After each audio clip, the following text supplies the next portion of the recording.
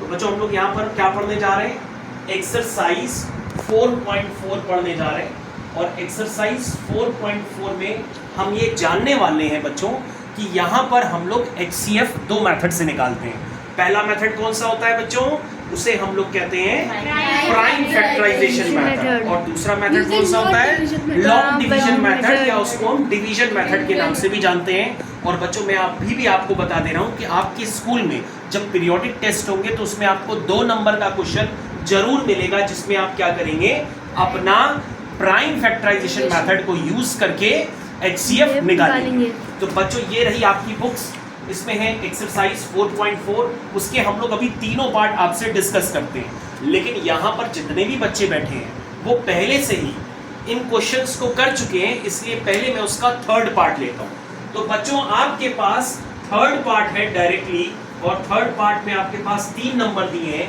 एक नंबर है 105, दूसरा नंबर है 140 और तीसरा नंबर है 175।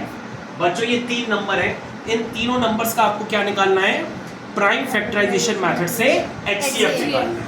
चलो सबसे पहले बच्चों हम इनके फैक्टर्स निकाल ही लेते हैं। सो बच्चों इस प्रोसेस को आप पहले से भी जानते हो कि अब इसको क्या कहते हैं?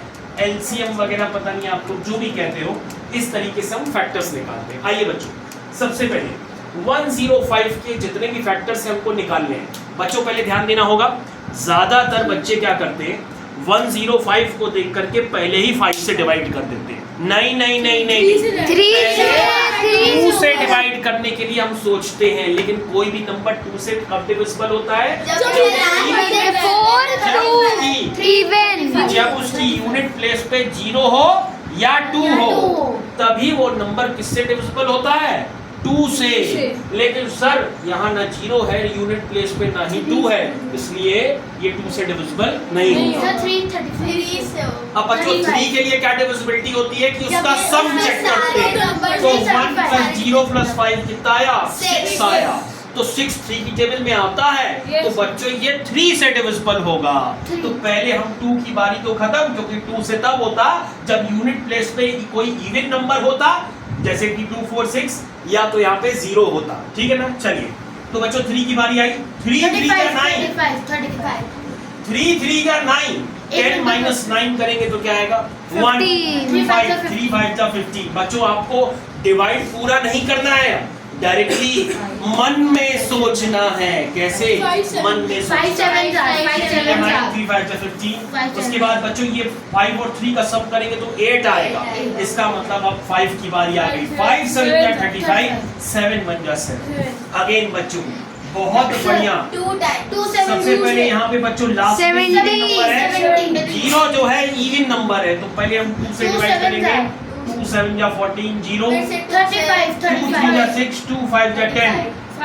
बच्चों 5 7 जा 25, 7 1 जा 7। अब हमारे पास एक बच्ची गुनगुना करके शांत बैठी हुई है, वो बताएगी।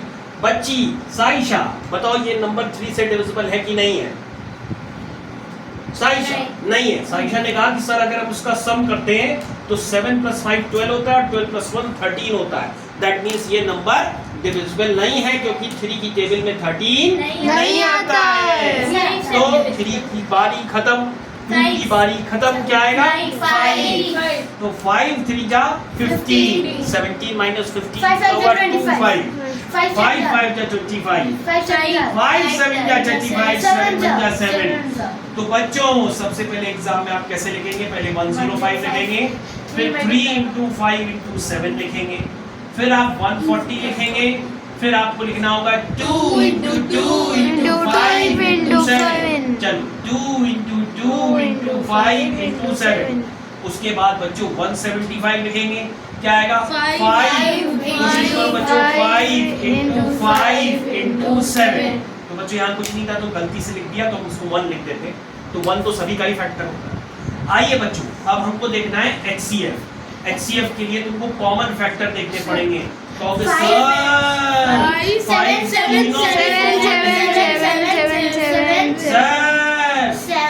तीनों में कॉमन है, तो 5 आ जाएगा।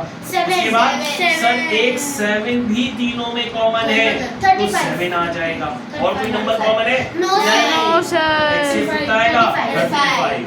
तो सर, बच्चों अच्छी है। मैंने सबसे पहले लास्ट वाला पार्ट आपको करके बताया और सारे बच्चों को समझ में आ गया। बच्चे एक छोटा वाला प्रश्न भी कर लेते हैं, 28 और 36। सर। चलो बच्चों, जिनको ना समझ में आया हो वो फिर से 28 और 36 का जल्दी से करते हैं। चलो सबसे पहले एक नंबर क्या है? 28। अरे 214 दूसरा नंबर क्या है बच्चों? 36। दूसरा नंबर है 36।